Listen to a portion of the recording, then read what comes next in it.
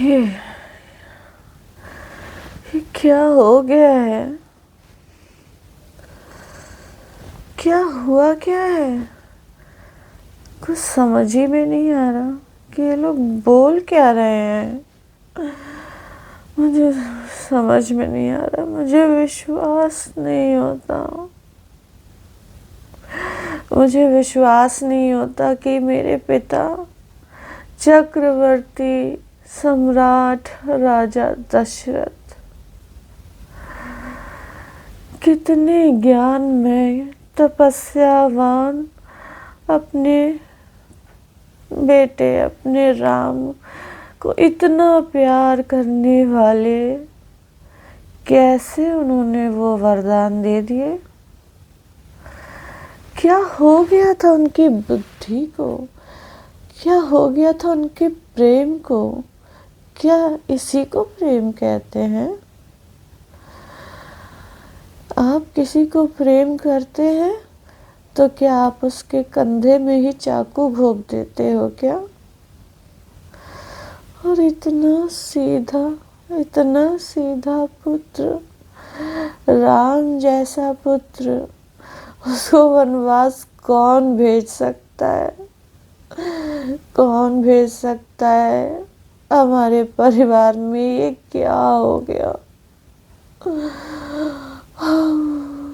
मेरी सुकुमारी माँ, मेरी माँ सीता, मेरी माँ सीता, मेरे भ्राता श्री लक्ष्मण, इन सब की क्या गलती थी? क्या था जो उन्हें ऐसे वनवास भेज दिया? कहाँ होंगे इस समय? कहाँ होंगे? किस वेश में होंगे? किस हाल में होंगे? राजकुमारों की जिंदगी। और अब इसी दिन से बचने के लिए तो मैं ननिहाल गया था कि मुझे भूल जाए मेरी माँ, मुझे भूल जाए और उसको याद रहे सिर्फ राम, वो राम जो उसको सबसे ज़्यादा प्यार करते हैं, सबसे ज़्यादा प्यार करते हैं। कितनी बड़ी भूल हो गई मुझसे। काश मैं ना जाता और काश मैं यही बना रहता, अपने प्रभु के चरणों की सेवा करता रहता और कोई कुदृष्टि आने नहीं देता। अपनी माँ, अपने भैया राम, भैया लक्ष्मण के ऊपर कोई कुदृष्टि आने नहीं देता। ये मेरी गलती है। मैं चला गया और मुझे किसी ने नहीं बुलाया, किसी ने नहीं बताया। आज गुरुदेव कहते हैं कि तुम स्थितियां संभाल लो। अब कहते हैं तब क्यों नहीं बुलाया? तब दूतों को भेजकर क्यों जल्दी से नहीं बुलवा लिया? तो मैं ये अनर्थ कभी होने ही नहीं देता। मैं ये अनर्थ कभी होने ही नहीं देता। ये अनर्थ कैसे हो सकता है? ये अनर्थ कैसे हो सकता है? परम ज्ञानी मेरे गुरुदेव, महामंत्री सुमंत्र, इतने ज्ञानी महाराजा दशरथ, कौशल्या माँ, सुमित्रा माँ, कौन नहीं था? और फिर भी ये हो गया। और लक्ष्मण, मैं क्या कहूँ? मुझे नहीं समझ में आता लक्ष्मण भैया, आप कैसे चुप रह गए? कैसे आप लोग चुपचाप चले गए?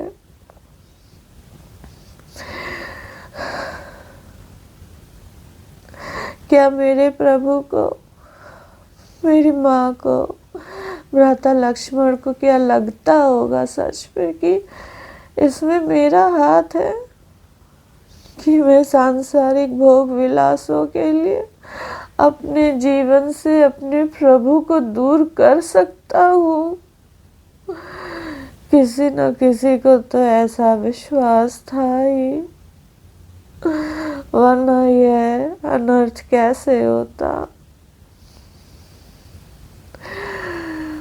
कहीं न कहीं मेरे मन में ये वासना रही होगी, जो कहीं से किसी को तो अनुभव हुई, वरना सब एक स्वर में कहते कि भरत तो कभी राज्य लेगा ही नहीं।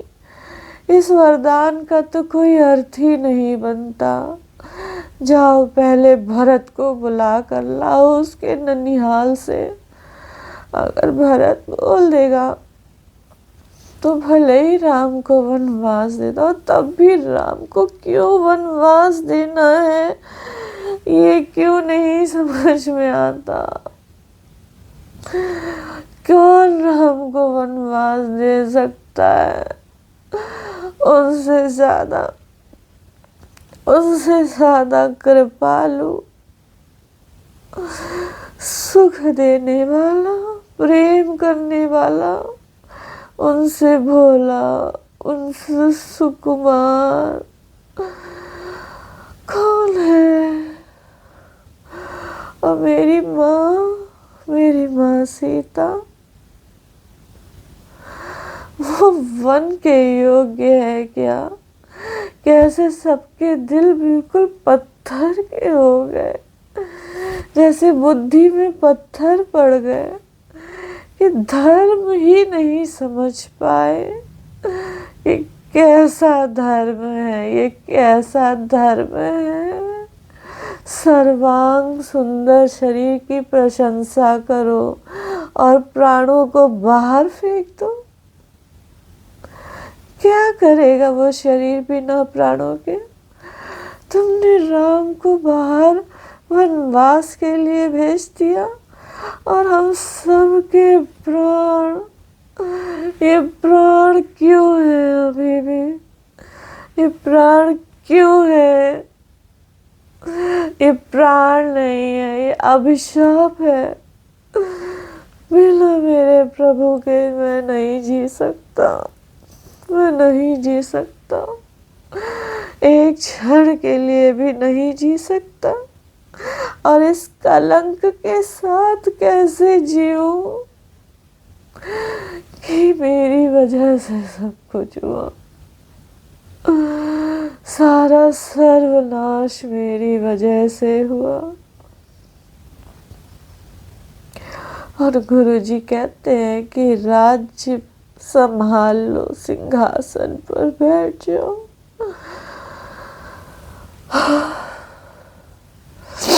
मेरी तो इंद्रियां भी काम नहीं कर रही, मेरी बुद्धि काम नहीं कर रही।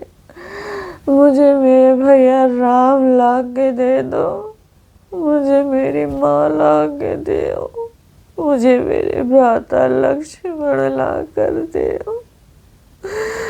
कौन सा सिंहासन, कांटों भरे इस सिंहासन पर मैं कैसे बैठूं?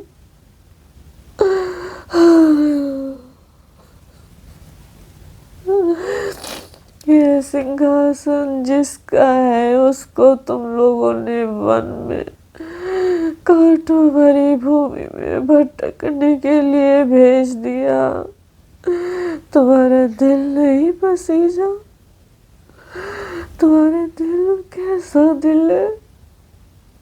और आज मुझसे बोला जा रहा है कि सिंहासन पर बैठ जाओ। क्या करूं बैठ के, ये भी तो बता दो। राज्य चलाऊं, कौन सा राज्य चलाऊं? ये तो शमशान है और ये अयोध्या वासी नहीं है। ये जीते जाते चलते फिरते शव है।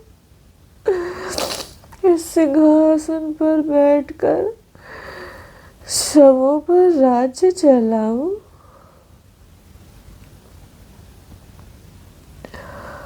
हम सब निष्प्राण हो चुके हैं। प्राण है कि जानते नहीं। शायद प्राणों को एक आशा बंधी हुई है कि अपने प्राण प्रियतम प्रभु के दर्शन अभी भी मिल सकते हैं।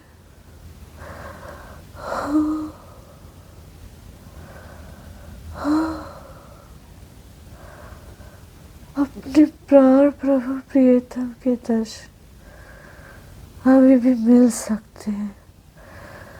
अभी भी सबको सही करा जा सकता है। अभी भी सबको सही करा जा सकता है।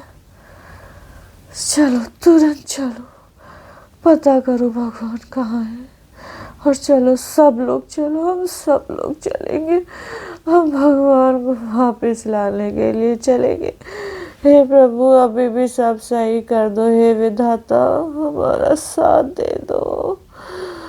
अभी प्रभु ज्यादा दूर नहीं गए होंगे। अभी वो ज्यादा दूर नहीं गए होंगे। मैं जाते ही उनके पैरों में मलहम लगाऊंगा। जाते ही उनको जूते पहनाऊंगा। जाते ही उनको सिंहासन पे बैठाऊंगा और बोलूंगा, हे प्रभु चलो, हमारी अयोध्या अनाथ हो गई। हम सब अनाथ हो गए आपके बिना। आपके बिना हम जी नहीं सकते प्रभु। आपके बिना हम जी नहीं सकते। हृदय जल रहा है प्रभु, हृदय जल रहा है आपके शीतल चरणों को देखे बिना। इस चलते हुए हृदय में शांति नहीं मिलेगी प्रभु। मैं लाख पापी सही, मैं लाख कैसा भी सही, जो भी आप समझो कि मेरी वजह से ये हुआ, फिर भी प्रभु मैं आपका हूँ, मैं आपका हूँ। मुझे एक बार तो ये मौका दो कि मैं आऊँ और आपको देखूं। एक बार तो मैं अपने दिल की बात आपको कह सकूं और आपको वापस ला सकूं। ये जो इतना भयानक नज़ारा है, ये वापस से उन्हीं पुराने मधुर दिनों में बदल जाए प्रभु। सब कुछ हरा भरा हो जाए। सारे पशु पक्षियों पेड़ों लताओं में फिर से जान आ जाए। हम सब में फिर से जान आ जाए प्रभु। बस मैं आ रहा हूँ प्रभु, मैं आ रहा हूँ आपसे मिलने। मैं प्रभु मुझे कृपा करके मुझे दर्शन दे देना। कृपा करके मुझे माफ़ कर देना प्रभु। मैं आपका गुनहगार हूँ, मुझे माफ़ कर देना।